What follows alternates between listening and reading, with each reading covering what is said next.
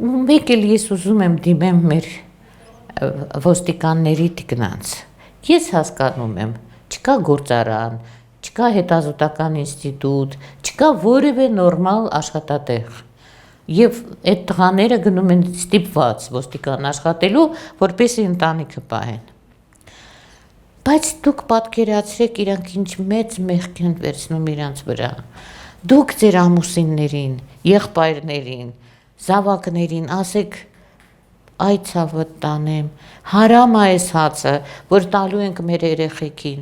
այդ չի ուտվի, այդ հացը հարամ է, չի մարսվի, խնդրում եմ ձեզ, բոլորդ լավ հասկացեք, որովհետև այդ ոստիկանի աշխատավարձով գնված հացը իսկապես ձեր երեխաների համար կլինի թույն, պետք չի, հասկացեք և բացատրեք ձեր սիրեցյալներին, սա գիտեք և բոլորիս և յուրաքանչյուրիս խնդիրն է։